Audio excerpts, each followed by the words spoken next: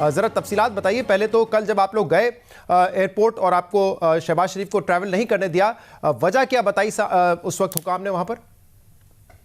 जी बिस्मिल्लाहिर्रहमानिर्रहीम। Thank you Shahzad. बात यह है कि जब लाहौर हाई कोर्ट के अंदर फैसला आया और वो ज़बानी फैसला नहीं था, फवाद चौधरी साहब ने कल गलत बयानी की आपके शो में, मैं उनको सुन रही थी, वो तहरीरी फैसला था।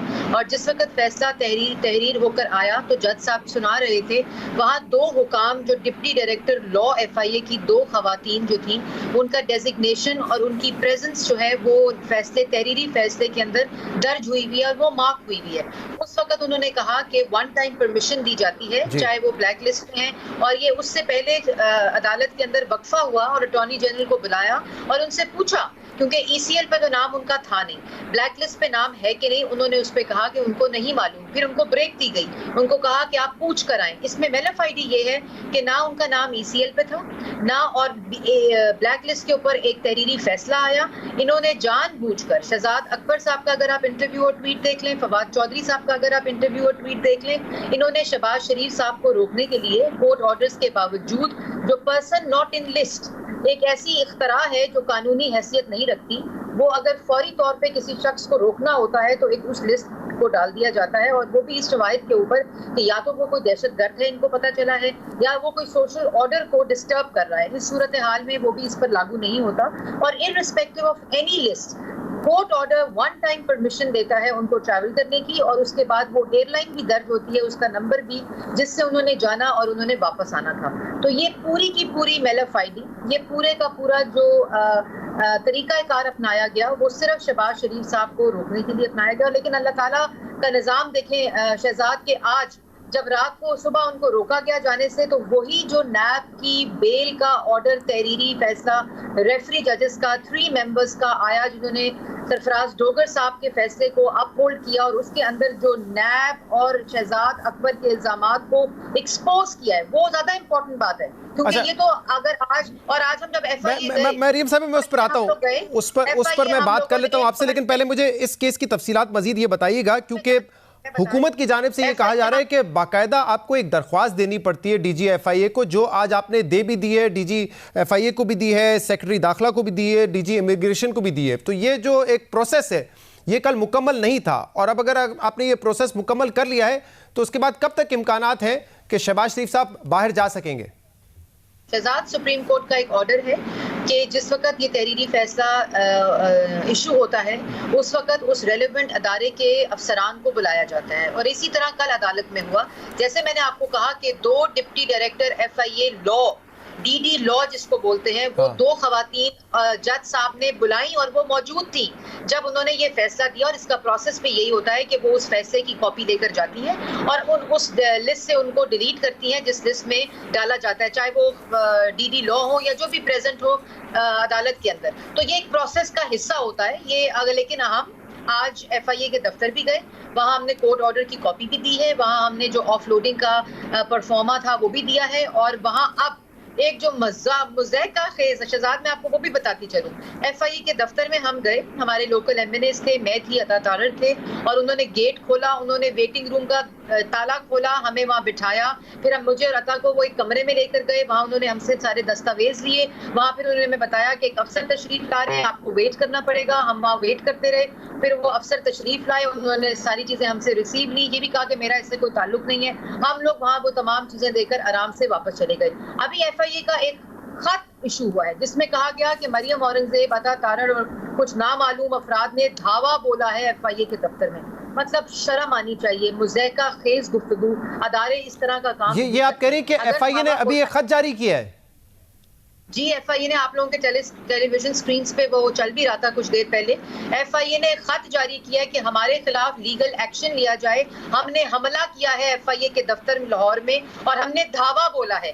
मैं आपको ये कहना चाहती हूँ आपके तवस्सुत से कि या तो कोई फुटेज दिखाएं हमारे दावा बोलने की, क्योंकि पुलिस वालों के सर तोड़ने की D चौक में तो फुटेज मौजूद है, बिजली के बिल जलाने की फुटेज मौजूद है, हुंडी के जरिए पैसे मंगाने की फुटेज मौजूद है, गले से घसीट दो, कपड़े गंदे हो रहे हैं, गीले हो रहे हैं। मरीम साहब मेरे साथ शहजाद अकबर साहब होंगे, इस खत की तफसीलात में उनसे जान लूंगा, लेकिन अब मुझे ये बताइए हम प्रोसेस फॉलो करने के लिए एफआईए के दफ्तर गए थे। सही, ठीक है। अब वो अगर प्रोसेस मुकम्मल हो चुका है तो शायद शहबाज शरीफ साहब को जाने की इजाजत मिल जाए, लेकिन आपकी कानूनी टीम इस पर क्या बात कर रही है? लाहौर हाई कोर्ट का जो ऑर्डर है उसका इतलाक सिर्फ ब्लैक लिस्ट पर और ईसीएल पर होता है, जिस पर उनका नाम है नहीं, उनका नाम तो पीएनआईएल पर है। क्या लाहौर हाई कोर्ट का जो ऑर्डर है उसका इतलाक उस पर भी होगा या नहीं होगा?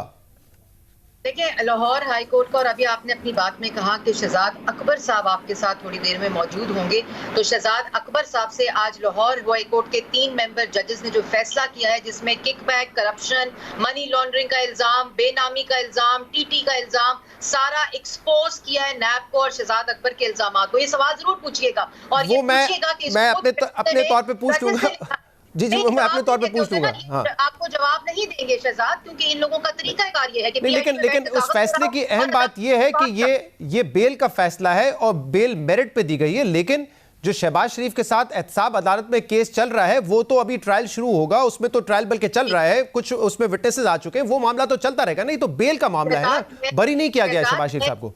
शहजाद, मैं कभी भी गलत बात नहीं करूंगी और मेरा कोई तरीकाकार ऐसा नहीं होता कि मैं आपके व्यूअर्स को किसी तरह से भी मिसगाइड करूं। ये फैसला बेल का है, 3 रेफरी जजेस ने अपहोल्ड किया है सरफराज डोगर साहब का फैसला, और उसके अंदर जिन 5 इल्जामात के ऊपर बेल के खिलाफ नैब गई थी लाहौर हाई कोर्ट में, उन 5 इल्जामात को इस फैसले ने डिमोलिश किया है। उन्हीं फैसले की बुनियाद पर वो नैब की बेल खिलाफ गए थे नैब के। यही चीज सुप्रीम कोर्ट में हुई थी, जो उन्होंने वापस ले लिया था केस, यही चीज लाहौर हाई कोर्ट में हुई थी, और ये आखिरी केस था एसिड बियॉन्ड मींस का, जिसके ऊपर इल्जामात ने शहजाद अकबर ने लगाए थे। मुझे पता है ये ट्रायल हो रहा है, जिसका हिस्सा शहबाज शरीफ साहब बने हैं और इस वक्त भी मौजूद है। मुझे 5 इल्जामात की वजह से बेल के खिलाफ, मरियम साहब मुझे ये बता दीजिए कि अब आप लोगों ने जो एक प्रोसेस था उसको फॉलो कर लिया, लेकिन ईद की छुट्टियों के बाद जब दफातर खुलेंगे उसके बाद ही शहबाज शरीफ साहब ट्रैवल कर सकेंगे? अब जी, हमने प्रोसेस कल भी फॉलो कर लिया था। कल भी जब कोर्ट ऑर्डर में 2 एफआईए के लोग मौजूद थे, प्रोसेस उनको तो ये भी नहीं पता था कि नाम ब्लैक लिस्ट में है या नहीं है, तो ये पता होना तो बहुत दूर की बात थी कि उनका नाम पीएनआईएल में है या नहीं है। तो वो जो वहां पे हुकाम मौजूद थे उनको तो कुछ पता ही नहीं था ना इस बारे में। शहजाद, ये बात नहीं है। उन्होंने साफ लफ्जों में कहा कि हमारा सिस्टम अपडेटेड नहीं है। ये जानबूझकर रोका गया, जानबूझकर पीएनआईएल में शहजाद अकबर साहब ने इमरान साहब के हुक्म के ऊपर ये नाम डाला ताकि दोनों कोर्ट ऑर्डर की मौजूदगी में मरियम साहब के जरिए इनको रोका ठीक है। मरियम साहब, तो अब इम्कान यही है कि ईद की छुट्टियों के बाद शहबाज शरीफ साहब ट्रैवल कर सकेंगे, ऐसा ही है? इम्कान ये होना चाहिए कि एक कोर्ट ऑर्डर आ गया है, पीएनआईएल लिस्ट के अंदर से उनका नाम निकाला जाए, और उसके साथ साथ ये भी मैं जरूर कहूंगी कि जो कंटेम्प्ट की गई है, ओपन कंटेम्प्ट शहजाद अकबर साहब और फवाद चौधरी साहब की तरफ से, जिसपे उन्होंने कहा कि ये कोर्ट ऑर्डर के खिलाफ लीगल एक्शन लेंगे, ये मतलब किस किस्म का मैसेज है to the people of Pakistan कि आप कोर्ट के ऑर्डर्स ना माने? ठीक है, अब ये तो फिर कोर्ट और फिर हुकूमत के दरमियान की बात है, लेकिन मरियम साहब शहबाज शरीफ साहब वापस कब आएंगे? क्योंकि इसी प्रोग्राम में मेरे साथ बैठकर इसी में 3 जुलाई की इसी कोर्ट ऑर्डर में उनकी टिकट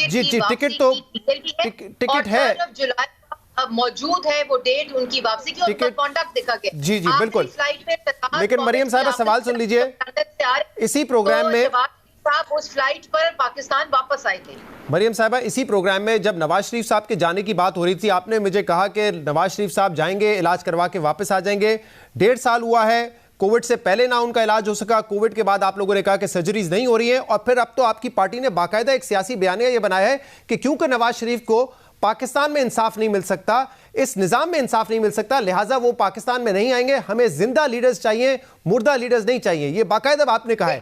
तो अब शहबाज शरीफ साहब भी जाएंगे, कल आप फिर कह देंगी कि देखें इंसाफ उनको यहां पे नहीं मिल सकता, लिहाजा वो नहीं आएंगे।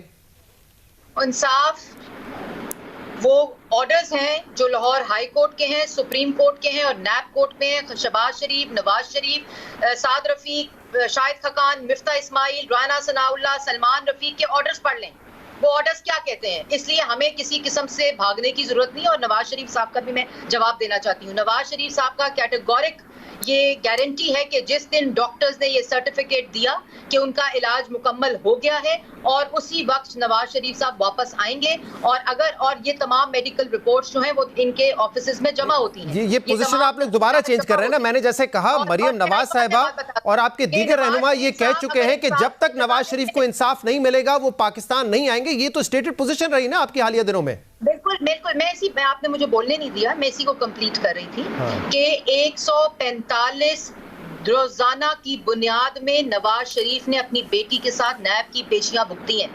तारीख में एक बंदा बताएं जिसने हर रोज की बुनियाद पर नैब के अंदर ये पेशियां भुगती हो और उसके बाद सजाए मौत की चक्की में जेल में अपनी बेटी के साथ रहकर आए झूठे इल्जामात की बुनियाद पर। अरशद मलिक की वीडियो आपके पास मौजूद है। उसके बाद आप इस्लामाबाद हाई कोर्ट का फैसला, मरियम साहब मुझे खत्म करने से पहले सिर्फ ये बता दीजिए मरियम साहबा, क्योंकि अब आपके रहनुमाओं को जमानतें मिल रही हैं तो आपका जो एतमाद है अदालत पे वो बहाल होता हुआ नजर आ रहा है। पहले जैसी बात नहीं करते आप अदालतों के बारे में, तो फिर अब तो नवाज शरीफ साहब आएंगे और सामना करेंगे ना अदालतों का। देखिए, हमने अदालत का ऊपर एतमाद किया था तो नवाज शरीफ ने सुप्रीम कोर्ट को खत लिखा था पैनामा की तहकीकात का। जब इंसाफ होता हुआ नजर आएगा, जब इंसाफ उन फैसलों में झलकता हुआ नजर आएगा और वो इंसाफ जो इन लोगों के झूठे इल्जामात को एक्सपोज करेगा, तो इंशाल्लाह हमने उसका हमेशा की तरह हमने उसका सामना किया और आइंदा भी करेंगे, क्योंकि हम इंसाफ से भागने वाले नहीं। हम इनकी तरह जिन्होंने आटा, चीनी, बिजली, गैस, दवाई चोरी की। उम्मीद है कि आप इंसाफ इस बात को नहीं कह रही है कि जब रिलीफ नून लीग को मिलेगा तो वही इंसाफ होगा। किसी जगह पर पेश नहीं होते आपके सामने। मुझे प्रोग्राम में एक ब्रेक लेना है।